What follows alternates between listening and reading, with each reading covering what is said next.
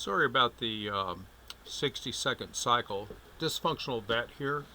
This is Drill Yourself a Well DIY Part 3 Section B. What we have here is we have the feet that a pump can give. This is called head. And then you have your gallons per minute that the thing can flow. If the pump is just shooting the water straight across, you're going to have a very high flow. As the pump comes into a vertical position, it's only going to produce so much head. If you're just pumping straight water with a viscosity of 1, it's going to go up to a specific height. I'm using a Red Lion, and I believe mine was at 92 feet. I could be incorrect about that. Now, if we're pumping something with more viscosity, it's still not going to go higher than 92 feet. As the viscosity increases, the pressure of the pump increases, but it's still only going to go to 92 feet. That's it. So that's why pumps are rated in head. They tell you how high a fluid will rise, but they cannot tell you what the pressure on the pump is going to be at any given moment. And I'm going to leave that section kind of alone for the moment. So let's shift over to this. Your pump produces a rated pressure per square inch. That's what's giving you the head that we discussed over here earlier. The pump also can only lift a liquid to a given height. It doesn't matter what its viscosity is. What matters is the pump can only lift it to that high. So if you're pumping water with the Red Lion, it's 92 feet. If you're pumping thickened mud with drilling gel, it's still only going to lift it to 92 feet. That's it. However, you can have a fluid in there which is heavier and will produce greater pressure than the pump can handle, and you blow a seal, and I have done that.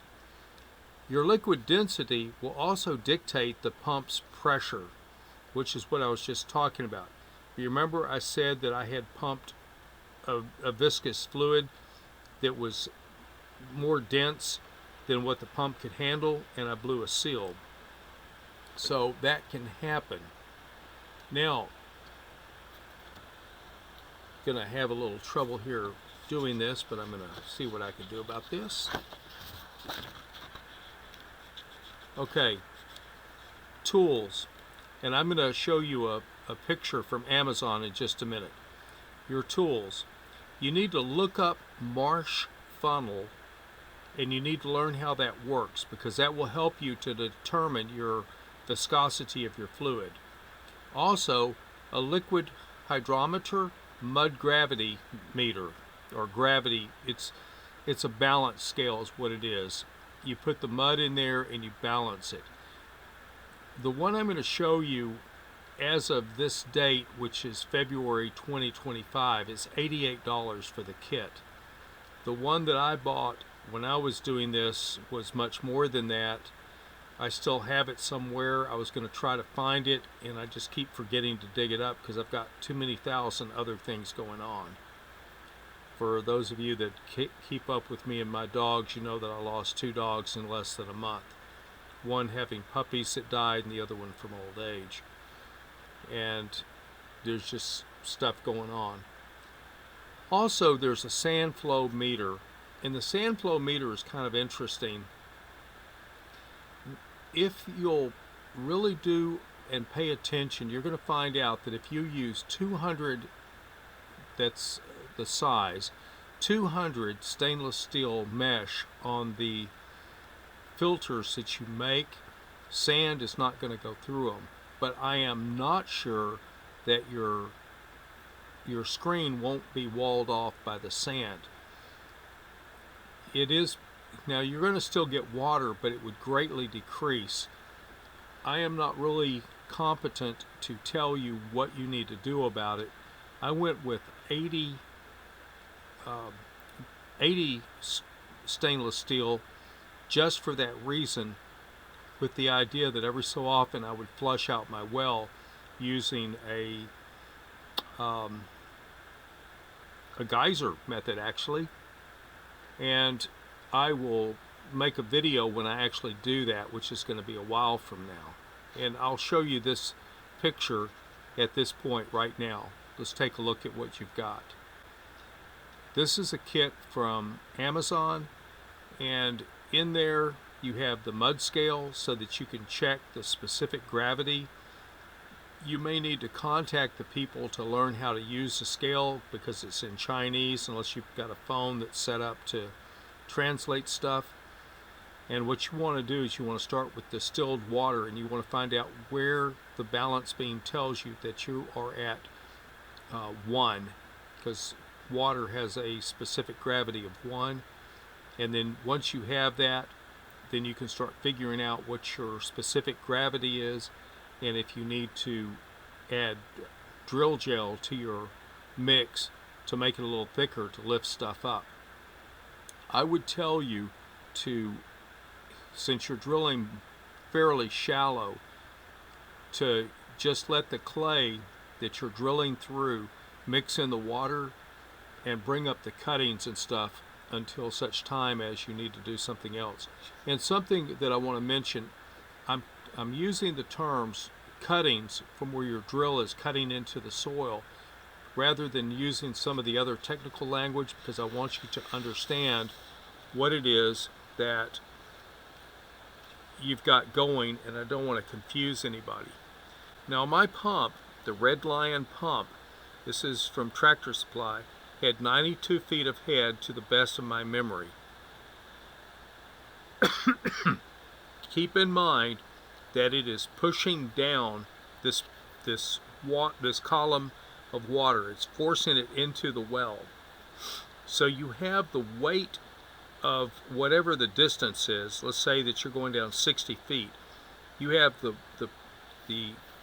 flow coming into the top of the stem plus the weight of that 60 foot of fluid pushing down, flushing stuff out. So this column pushing down adds to the head pressure for lifting stuff up. But remember, if you want to know who that is, that's Volk, V-O-L-K, Volk, Russian for wolf, and she is definitely a wild dog. So this column pushing down adds to the bottom pressure that's flushing stuff up, but it's the density that's able to push up your cuttings. So you could be pushing pure water down there, and the rocks would get to a certain point, and then the friction on the rocks would decrease, and the rocks would sort of suspend themselves at a distance between the bottom and the top, and they would never get out of your bore, which, believe it or not, does happen. Now let's look at this last one here. Got to readjust the camera. Okay.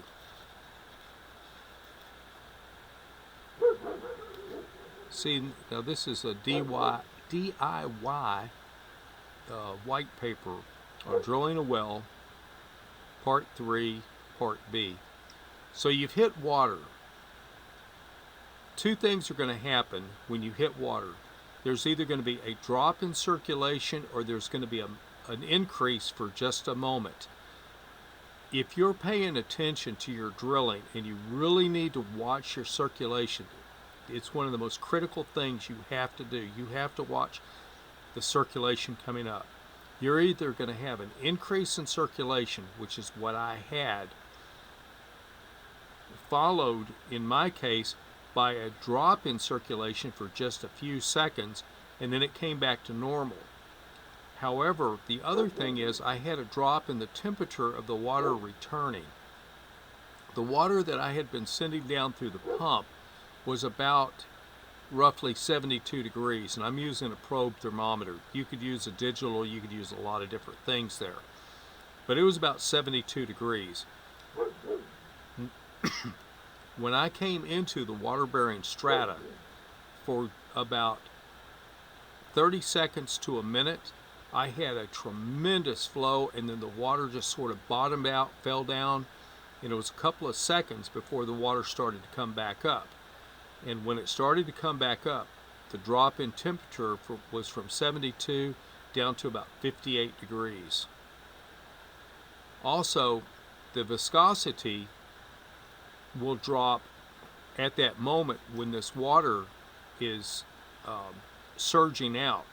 So if you can, take a sample, have some kind of a little jar there that you can grab a sample out of and check and see if that matches your mud pit.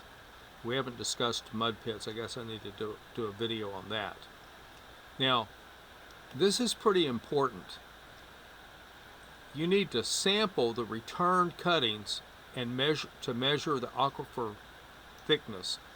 What I used one of those super huge tea strainers, or for tea leaves strainers, and once I had been cutting down into the water-bearing aquifer, I looked at what was coming up and I monitored that, and I made a mental note of what was being flushed up. And I continued to add stem and drill down, and whenever I would get ready to add stem onto it, I'd run the mud pump for 10 minutes to flush everything out into my tank, into my cuttings tank. And then, and only then, would I disconnect and put a new section of stem on and continue to drill down. Now, my screen is 20 feet long, so I monitored this until I got a difference in what was coming up as being monitored visually, as well as by sticking my hand in the water and feeling for the cuttings coming up. As soon as I reached the bottom of my aquifer, and I'm now into new strata, I immediately just let the pump run. I think I ran it for 30 minutes to flush out everything. And then I immediately pulled the stem out and I started pushing casing. And in my video, it's called Me and Bugzee We're Going to Case the Joint, I think. And that was done very quickly. I had already, as soon as I pulled the casing, I had the gantry ready to move into position, lift into position, and start pushing my 20-foot lengths. I would tell you to have a gantry ready to go, and I would tell you not to push anything longer than 10 feet if it's a one-man shop. I was in a unique position that I had plenty of gantry, and I could push those 20-foot pieces, but I'm going to tell you, it was a real major deal. Once you've drilled everything into place, once you've pushed your casing, then you want to put a gravel pack in there. You need to calculate the volume downhole, and I'll do a white paper on that. You calculate the volume of rock that you need to put down there, and then you need to put down about 10 to 20% more rock than what your volume is, because it's just kind of the way it works. Once that gravel pack is in place, the next thing you need to do is you need to seal the well bore all the way up to the top around the casing. And the reason that you want to do that is so that contaminations from above don't flow down. You don't want surface contamination going to the bottom of your well and being sucked up. And I'll do papers on each one of these and explain all what's going on.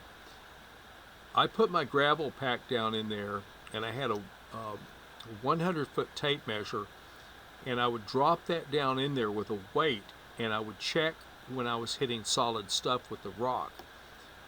Now, as I told you, my screen was 20 feet long, and I put 25 feet of gravel down inside the thing, and once I had that in place, then I started pouring in sand, and I put in 10 feet of sand, and then I started backfilling to seal up my well. I started using a combination of drilling clay, bentonite, as well as clay that I had drilled out, which was from downhole, in order to seal all that stuff up. And I came all the way up to the surface, and when I got to within 50 feet of the surface, Then I started pouring just straight bentonite clay down inside the bore, and it sealed up real good. I will tell you that the bentonite clay, when I decided to enlarge my casing to a 4-inch bore so I could put a,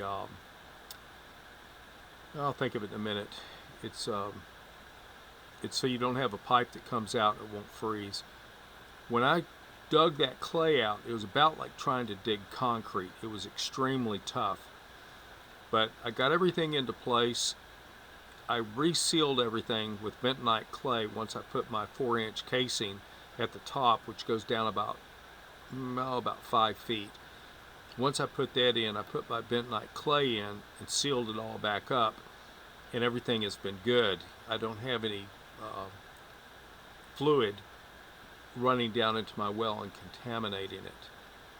But these are some of the steps, and to recap this, your head on your pump is how high the water can be pumped. The higher the water goes up, depending upon viscosity, the density, the higher the density, the higher the pressure to reach your 92 feet if you're using the Red Lion pump that I had. However, it doesn't matter how high that pressure is, you'll never exceed 92 feet. It's just not going to happen. And remember, the pump has a rated pressure that it's producing. However, when it's if it's pumping water, which has a low density, a density of 1, it's not going to be as high as when you're pumping clay. So the pressure would be higher to get the clay to 92 feet, but it's not going to pump higher than 92 feet with water. It's just the way it is. It's just the nature of the beast. So I hope this helps explain some of the issues with the pump. Go back and look at this, and there are tables on the internet which will help you to figure out what it is you need to know as far as the pressures go. And we'll talk about downhole pressures and strata pressures a little bit later. Something I'll close out with, this is 17 minutes long already.